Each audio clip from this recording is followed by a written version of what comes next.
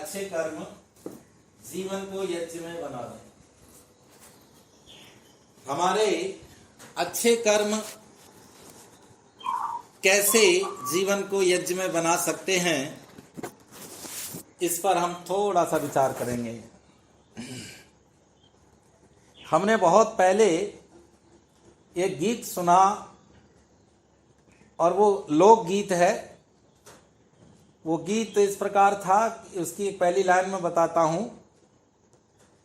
तूने अब तक ना चुकायो बेईमान, किराया काया कुटिया का। ये गीत लगभग इस मंत्र से मैच करता है। हमें इस गीत को बोलते समय मालूम पड़ा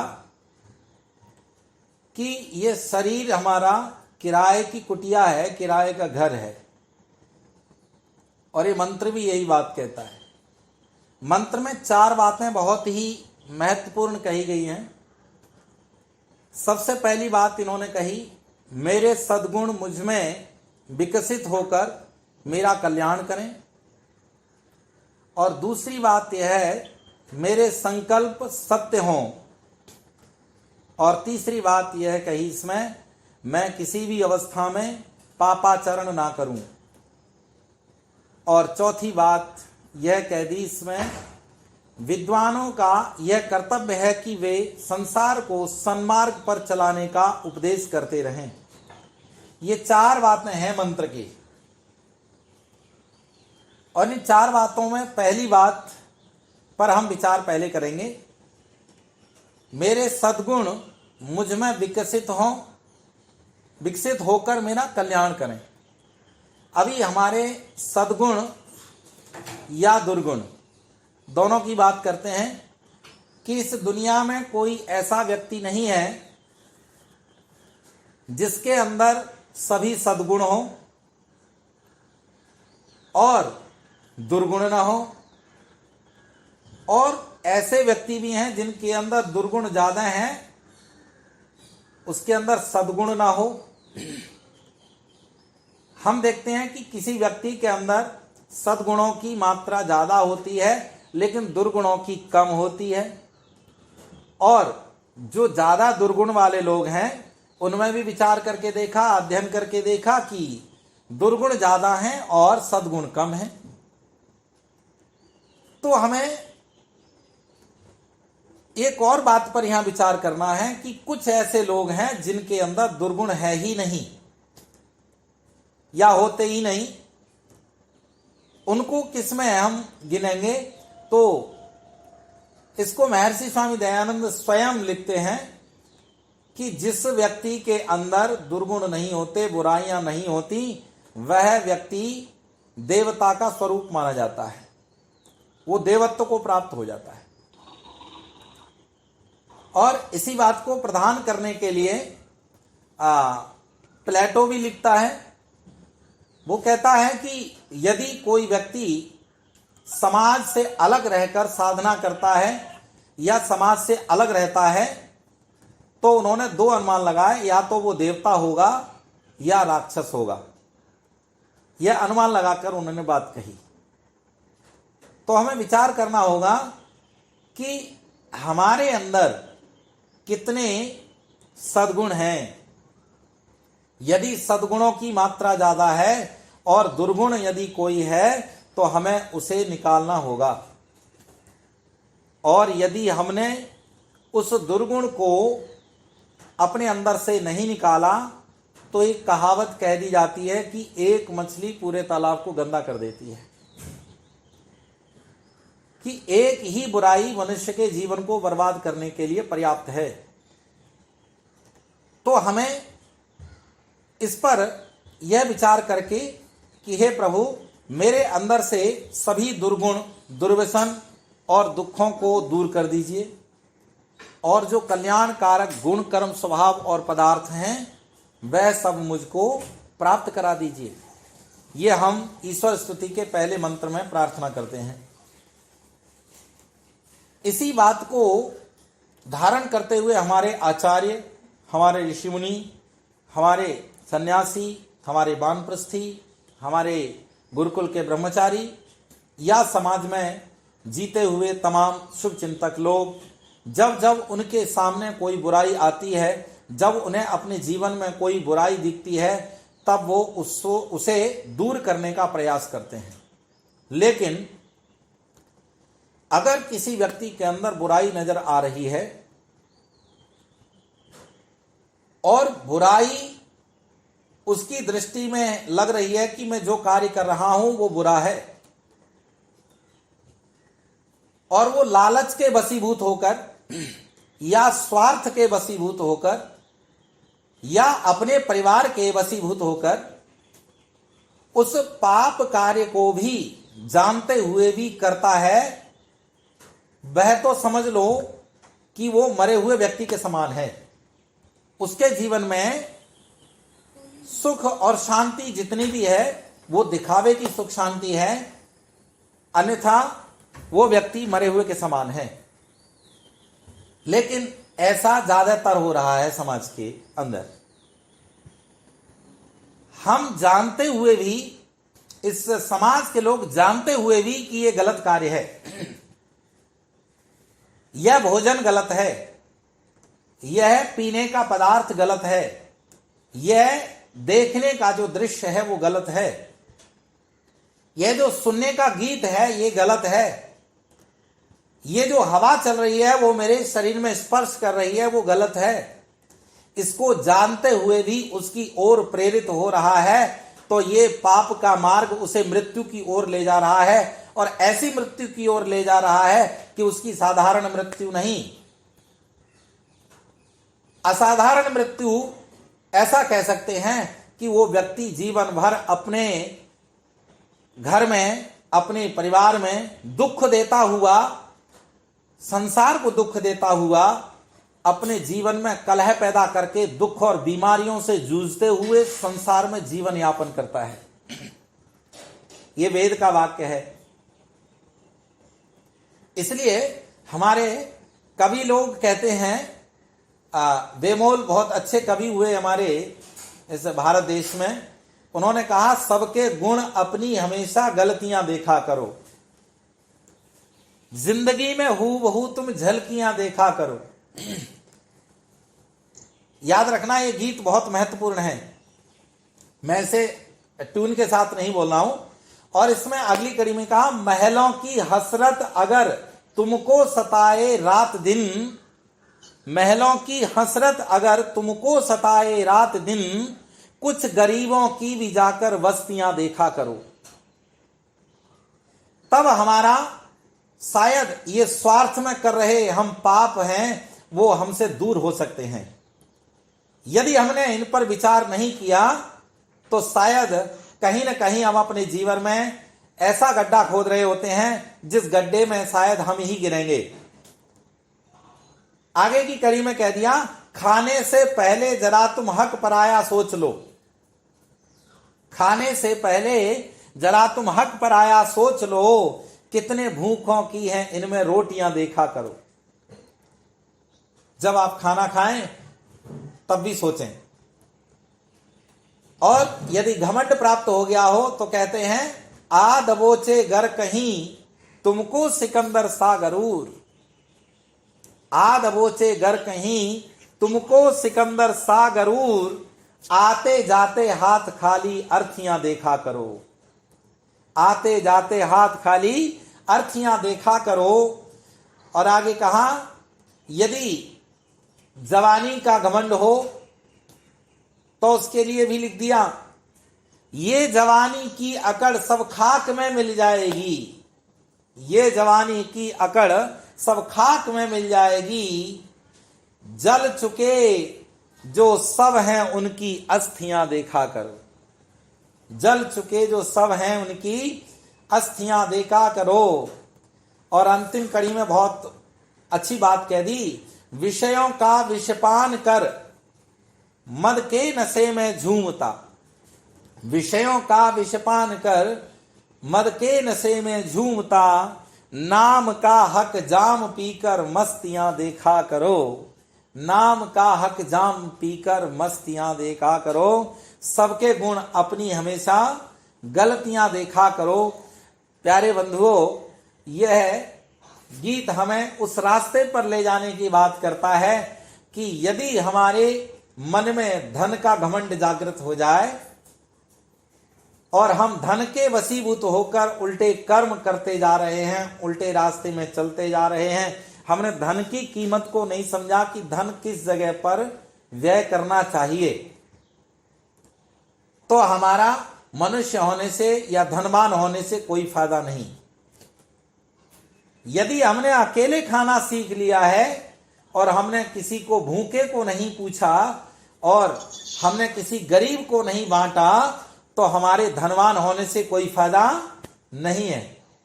अंतिम बातों में बहुत अच्छी बातें और भी मैं कहने की कोशिश करूंगा। तो यहां कहने का मतलब यही है कि इस धरती पर तमाम प्रकार के लोग पैदा होते हैं जिनके अंदर अच्छाइयां बहुत ज्यादा होती हैं और बुराइयां कम होती हैं। जिनके अंदर बुराइयां ज्यादा होती हैं उनके अंदर अच्छाइयां कम होती हैं।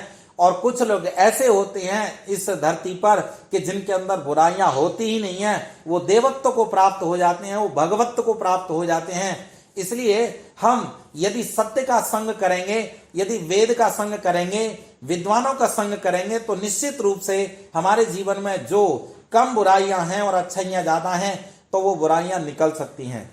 तो हमारा उद्देश्य केवल मात्र ये होना चाहिए कि मैं कभी भी गलत रास्ते पर ना चला जाऊं। प्रभु मुझे हर पल रोकना, हर पल मेरी रक्षा करना।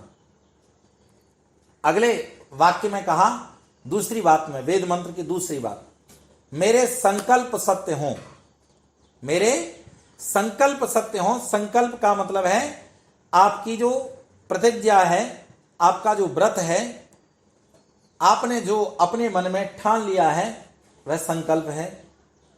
लेकिन आपके संकल्प कैसे हैं? जो आपने ठान लिया है वो क्या है? जो आपने प्रॉमिस किया है वो क्या है? वो उसके ऊपर हमें विचार करना होगा। यदि हमारा संकल्प किसी को लूटने का है तो यह संकल्प अच्छा नहीं है। यदि हमारा संकल्प किसी को मारने का है तो यह अच्छा संकल्प नहीं है। यदि हमने ठान लिया है कि किसी विद्वान को क्षति पहुंचाएंगे, उसने उल्टी बात कह दी हमारे लिए, हमारे अंदर तो अवगुण है लेकिन उसने सत्य कह दिया, उसको हम कभी नहीं बुलाएंगे, उसको हम कभी नहीं सम्मान देंगे, तो यह संकल्प अच्छा नहीं है। महर्षि स्वामी दयानंद सरस्वती ने केवल झाड़ू लगाने का काम किया था। उन्होंने धन का लालच अपने अंदर नहीं पलने दिया। पता नहीं कितने प्रलोभन दिए लोगों ने।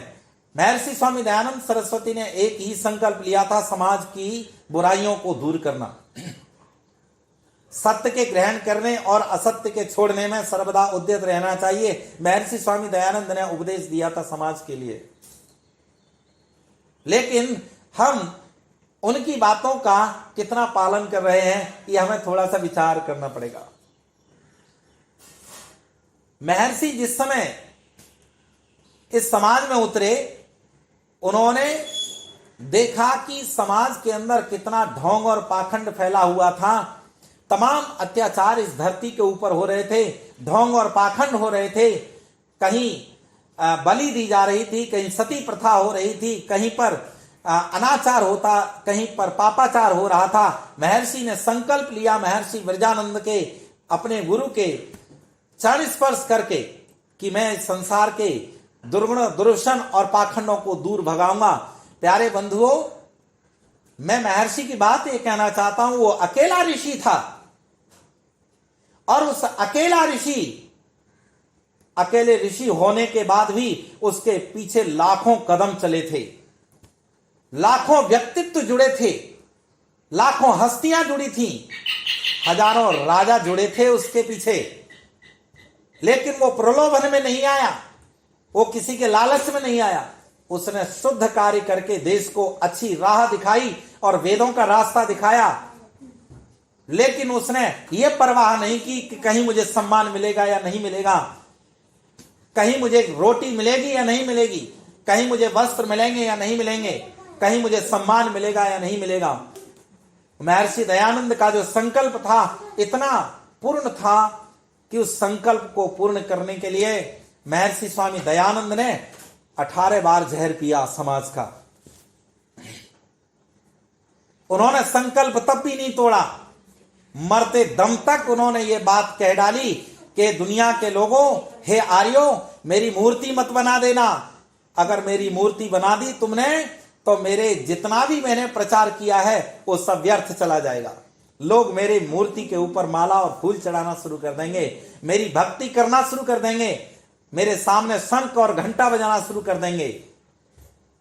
महर्षि दयानंद का संकल्प आज हमारे अंदर जीवित तो है लेकिन सुचारू नहीं है। अगर हमने उस संकल्प को सुचालित कर दिया समाज के अंदर, तो मैं समझता हूं महर्षि ने जो संकल्प लिया था वो संकल्प अगर हम पूरा करने लग जाएंगे तो महर्षि की आत्मा प्रसन्न हो जाएगी। आज हमें संकल्प लेना होगा तो हमें अच्छाई के लिए संकल्प लेना होगा। इस संकल्प के ऊपर मैं बहुत सी बातें कहना चाहता हूं, लेकिन समय मेरा और भी बातों के लिए है। हमारा संकल्प केवल मात्र धन प्राप्ति के लिए होता है। बुरा मत मानना, ये बातें सत्य हैं। हम कहते हैं कि धन के बिना कोई कार्य नहीं होगा। यदि धन होगा तो हम कुछ कार्य करेंगे। तो धन होना चाहिए, धन कमाना चाहिए, धन ऐश्वर्य का स्वामी बनना चाहिए। ये बात किसने कही कि तुम धन मत कमाओ, धन कमाने का संकल्प मत लो? ये बात तो हमारा वेद कहता है।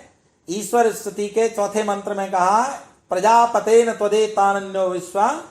इस मंत्र में कहा कि हम धन ऐश्वर्यों के स्वामी बने, परमात्मन, धनवान ही नहीं। लेकिन हमने संकल्प ले लिया वहां धन प्राप्ति का, तो उस धन प्राप्त करने के बाद हमें उस धन का करना क्या चाहिए, ये भी तो हमें संकल्प लेना चाहिए। परमात्मा से प्रार्थना करनी चाहिए, हे प्रभु, ये जो धन तूने मुझे दिया है, इस धन का सदुपयोग कैसे करूं मैं, इस धन का क्या करूं मैं? अरे मेरे और मेरे परिवार के पालन पोषण के लिए तो अगर अमीर बन के जीना है तो मुझे एक गाड़ी चाहिए, एक घर चाहिए, मोबाइल चाहिए और कुछ घर की सुख सुविधाएं चाहिए और अच्छा खाना चाहिए। उसके बाद भी मेरा धन इतना बचा हुआ है कि मैं उसे यूज ही नहीं कर पा रहा और बूढ़ा होके मर जाता हूं। वो सारा धन ऐसे ही पड़ा रह जाता है और उस धन की वजह से आने वाली पीढ़ी पागल हो जाती है उस धन के चक्कर में। अगर दो भाई बहन हैं या दो भाई हैं तो उस धन को बांटने के चक्कर में दोनों में फूट पड़ जाती है और समाज में उनका ऐसा विघटन होता है, समाज में ऐसा प्रतिरोध छा जाता है, उनका ऐसी बुराई होनी शुरू हो जाती है कि उनका जीवन जीना भी बेकार हो जाता है।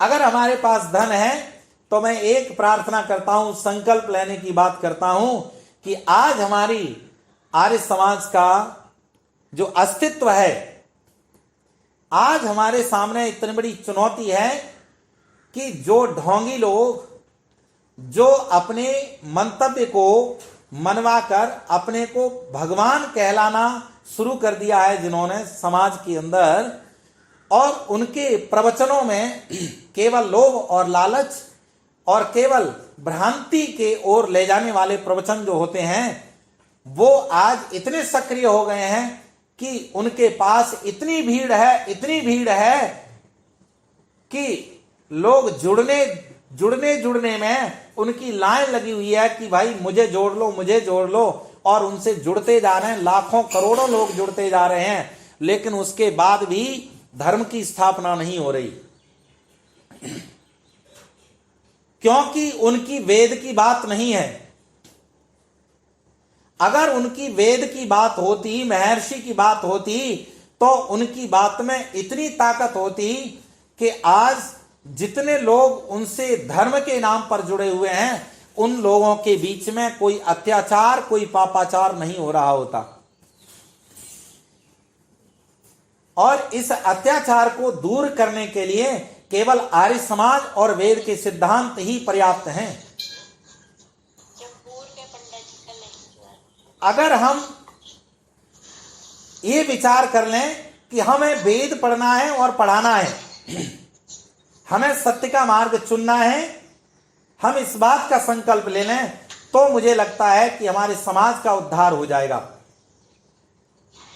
आज जितने भी धार्मिक लोग हैं और जितने धर्म पर चलने वाले लोग हैं, उनको ये बात नहीं बताई जाती है कि तुम नॉनवेज मत खाओ, तुम शराब मत पियो और तुम गलत जगह पर मत जाओ। ऐसे संकल्प दिलवाने चाहिए उन लोगों को जितने भी शिष्य की परंपरा में आ रहे हैं उनकी में, लेकिन ऐसा नहीं हो रहा है। इस बात का पाठ पढ़ाने के लिए हमारा आर्य समाज ही उद्यत होता है।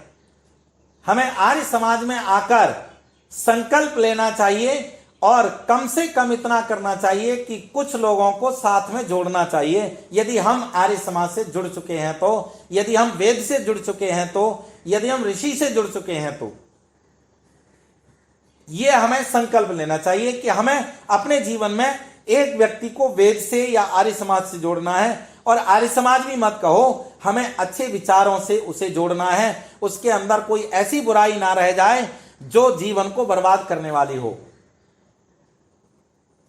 आज किसी को हम शराब पीने के लिए मना कर देते हैं, यदि शराब की बुराई कर देते हैं तो कुछ लोगों को बुरा लगता है। यदि हम नॉनवेज खाने के लिए मना कर देते हैं तो कुछ लोगों को बुरा लगता है, क्योंकि जो हमने सुना है उस पर पूर्ण रूप से विचार नहीं किया है। उसमें हमने ऋषि को अपने बीच में नहीं लिया है, किसी देवता को हमने बीच में नहीं लिया है, बल्कि उल्टा हो गया है यहां पर कि यदि कोई व्यक्ति घर में पूजा पाठ करता है, यदि कोई भी विशेष अनुष्ठान करते हैं तो उन अनुष्ठानों में काफी जगह पर तो जानवरों की बलि दे देते हैं अपने स्वार्थ के लिए, अपने परिवार को सुखी रखने के लिए। कुछ लोग अग्नि में हवन करने के बाद उसमें शराब चढ़ा देते हैं। तो ये हमारी परंपरा में नहीं है, ये वेद नहीं कहता, ये हमारे धर्म ग्रंथ नहीं कहते। लेकिन ज्यादातर हमने देखा है कि जो धर्म के रास्ते में चलने वाले लोग हैं वो कहते हैं कि अरे हम धर्म के रास्ते में तो चल ही रहे हैं, यदि हम खा लेते हैं पी लेते हैं तो क्या हुआ, कोई परेशानी की बात थोड़ी है। हम धर्म के परोपकार के भी कार्य करते हैं और हम अच्छे कार्य करते हैं, समाज में जाकर गरीबों की सहायता करते हैं, अलग अलग प्रकार के ढेर सारे कार्य करते हैं। लेकिन नहीं, हमें ये विचार करना होगा कि हमारे अंदर कोई बुराई नहीं रहनी चाहिए। आगे की बात कहिए, मैं अधिक ना कहता हुआ इसको अगली बात कहता हूं। तीसरी बात में कहा, मैं किसी भी अवस्था में पापाचरण ना करूं, किसी भी अवस्था में पाप आचरण ना करूं। तो हमें चाहे हमारे सामने कितनी ही गरीबी हो, कितनी ही मजबूरी हो, कितना ही दबाव हो, कितनी ही परेशानी हमारे सामने आए, तब भी हमें अपने रास्ते से विचलित नहीं होना चाहिए। हमें अपने धर्म के रास्ते से विचलित नहीं होना चाहिए, क्योंकि हमें वहां ये विचार करना चाहिए कि मृत्यु तो अवश्यंभावी है, मृत्यु तो होगी, आज नहीं तो कल मरना तो है। तो जब हमारे जीवन में कोई बुराई यदि आ रही है, कोई पाप यदि आ रहा है, उसे हमें रोकना चाहिए किसी भी प्रकार से। और यदि हमने वो नहीं रोका तो हमारे जीवन को वो अपनी ओर खींच लेगा। और एक बात है यहां पर, जब कोई व्यक्ति पाप आचरण करता है, पाप के रास्ते पर चलता है, तो उसका वो पाप और बढ़ता जाता है, इच्छाएं बढ़ती चली जाती हैं, कामनाएं बढ़ती चली जाती हैं। जब वो पाप के रास्ते में चलता है, जो वो पाप का रास्ता है, जो वो पाप के कार्य कर रहा है, उसमें इतनी प्रवृत्ति बढ़ जाती है उसकी कि वो बढ़ती चली जाती है, कम नहीं होती है। आप देख लीजिए, यदि कोई वस्तु आप जो हमारे शरीर को अच्छी नहीं है और उसे हम खा रहे हैं, जो हमारे आंखों से देखने में अच्छी नहीं है लेकिन हम उसे देखते चले जा रहे हैं, वो अंतिम तक हमें ऐसा बना देगी कि हम अपनी आंखों से देखने के लायक नहीं रहेंगे, हम अपनी जीवा से खाने लायक नहीं रहेंगे। तो हमें पाप के रास्ते से बचना चाहिए, हमें प्रयास यही करना चाहिए। अगली बात में चौथी बात कहता हूं, विद्वानों का यह कर्तव्य है कि वे संसार को सन्मार्ग पर चलाने का उपदेश करते रहें। यह बात बहुत ही सत्य है और मैं जहां तक हमारे यहां पर पुरोहित हैं, विद्वान हैं और भी जहां तहां लोग सुन रहे होंगे इस बात को, जो मैं कह रहा हूं उसे थोड़ा सा ध्यान से सुनेंगे। यह मंत्र के चौथे भाग में बहुत अच्छी बात यह कह दी कि विद्वानों का यह कर्तव्य है। विद्वान इस कर्तव्य को समझे। कोई भी विद्वान, कोई भी पुरोहित, कोई भी स्टेज का विद्वान यदि अपने प्रवचन में केवल मात्र लोगों को लुभाने की बात करता रहे और बुराइयों को दूर करने का काम ना करे, तो उसके उस लुभाने से कोई फायदा नहीं होगा। यह जरूर हो सकता है कि विद्वान को धनवान बनाने का प्रयास सब लोग करते रहेंगे,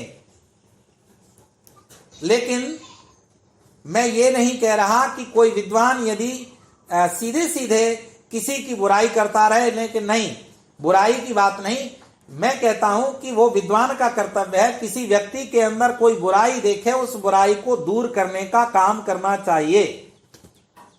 उस व्यक्ति को बुरा नहीं बताना चाहिए, बल्कि बुराई को दूर करने का पूरा प्रयास करना चाहिए।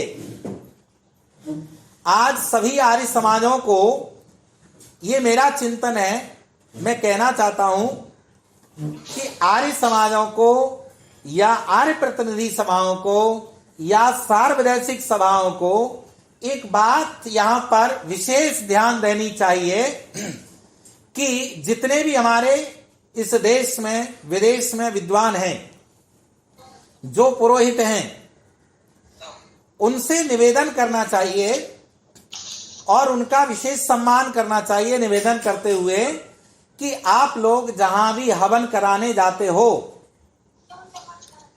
जहां भी जिस स्टेज पर जाते हो, उस जगह पर आर्य समाज और वेद के बारे में और महर्षि दयानंद के बारे में उन सभी परिवारी जनों को बैठाकर थोड़ी सी बात बताओ। हमारे आर्य समाज में इतने विद्वान हैं कि यदि एक एक विद्वान 10-10 लोगों को सुधारने का यदि काम करेंगे और महर्षि दयानंद के जीवन से जोड़ने का प्रयास करेंगे और महर्षि दयानंद के जीवन चरित्र को बताएंगे, तो मैं समझता हूं कि इस देश के अंदर विवेकानंद तो बाद में आए या समक्ष सामने ही आए। विवेकानंद को हर बच्चा जानता है, लेकिन दयानंद को कोई विद्यार्थी नहीं जानता। जो जानते हैं वो भी नहीं मानते।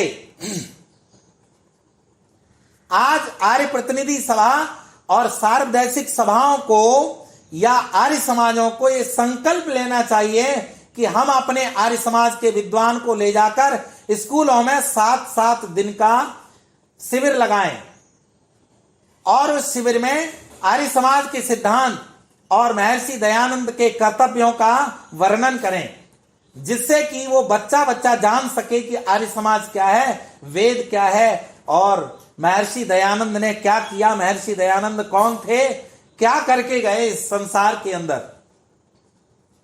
ये संकल्प हर विद्वान को लेना चाहिए।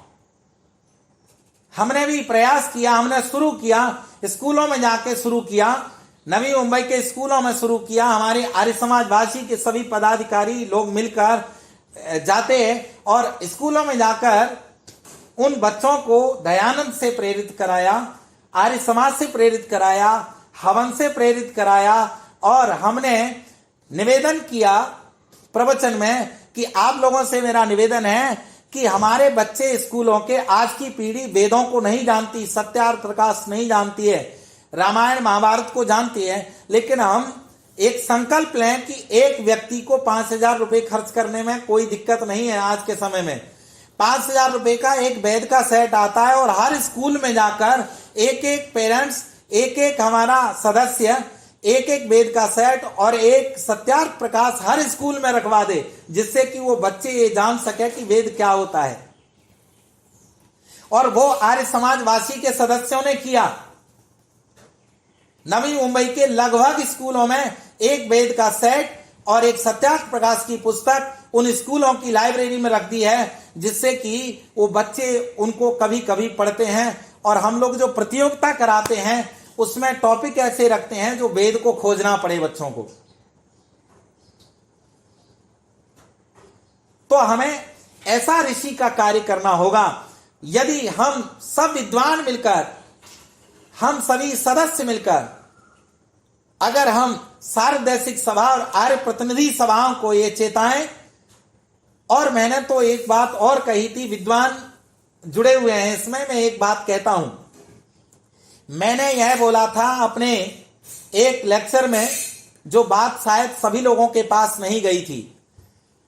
हर आर्य समाज एक उपदेशक, वेदों का मर्मज, और एक भजनोपदेशक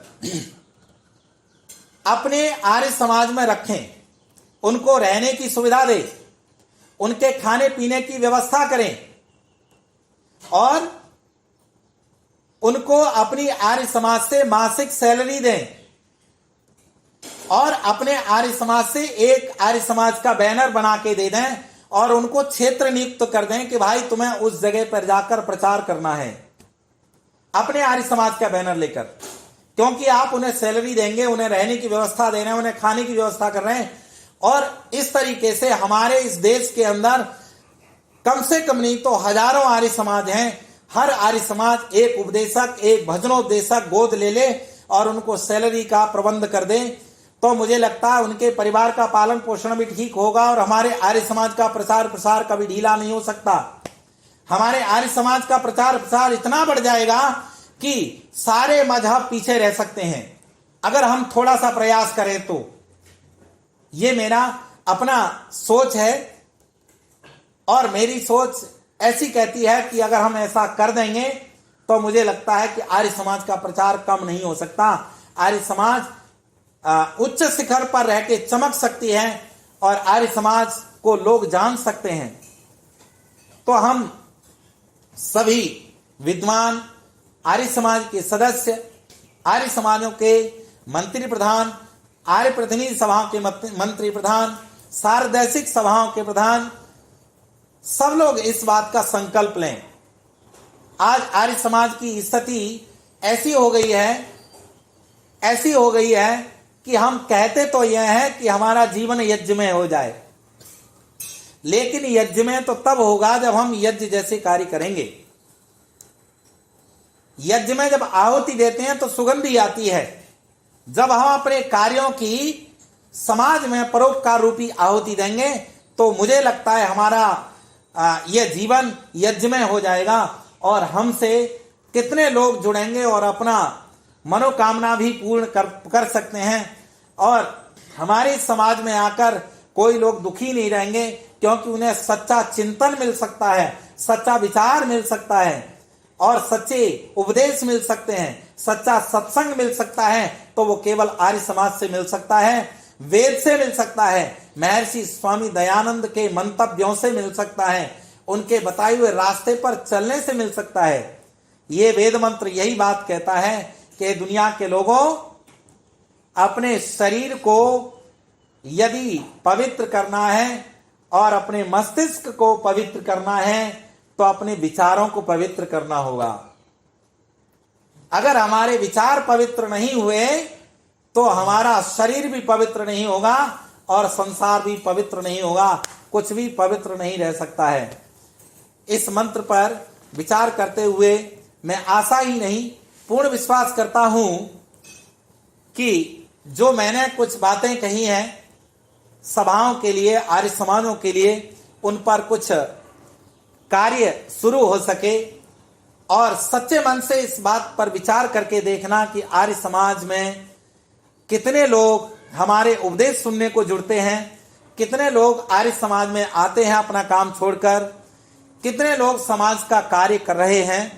तो हमें इस पर विचार करना होगा और अपनी कमाई में से कुछ जितना भी भाग हो सके अपनी सामर्थ्य के अनुसार उतना आर्य समाज में दान करके ये प्रयास करना चाहिए कि हम कुछ सामाजिक कार्य करें। उससे जितने भी हमारे कार्य हो रहे हैं, महर्षि स्वामी दयानंद का जन्मदिन मनाया जाता है या उनका निर्माण दिवस मनाया जाता है, तो उसे हम अपनी आर्य समाजों में नहीं बल्कि गार्डन में जाकर बड़े पंडाल लगाकर उनमें हम कार्यक्रम करेंगे और लोगों को प्यार से जोड़ने का प्रयास करेंगे, तो निश्चित रूप से हमारा आर्य समाज का उदय होगा और हमारा ओम का झंडा ऊंचा रहेगा।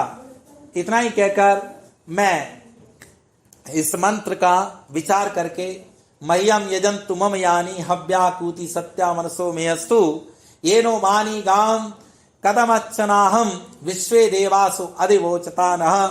इतना ही कहकर मैं वाणी को विराम देता हूं और सभी लोगों से आशाएं करता हूं कि मेरी बातों पर विचार करें। यदि गलत हो तो छोड़ देना और सही हो तो उस पर थोड़ा सा ध्यान देना। इति ओम सम।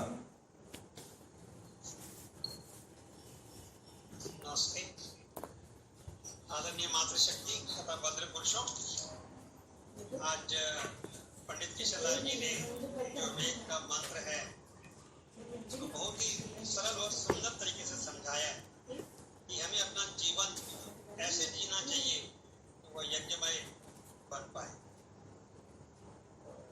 सुंदर और बहुत ही साधारण तरीके से उन्होंने समझाया है ताकि सब समझ सके। तो मैं आर्य समाज चंगुर की तरफ से उनका बहुत बहुत धन्यवाद करता हूँ। मैं हमारे प्रधान श्री वेद प्रकाश गर्गी से वो कुछ कहना चाहें तो। आप सबको बहुत बहुत नमस्ते जी। नमस्ते जी। किशनलाल जी को बहुत बहुत नमस्ते। नमस्ते जी। आपका मेरी तरफ से और हम सब की तरफ से बहुत बहुत आभार व्यक्त करता हूँ। आपने बहुत ही बढ़िया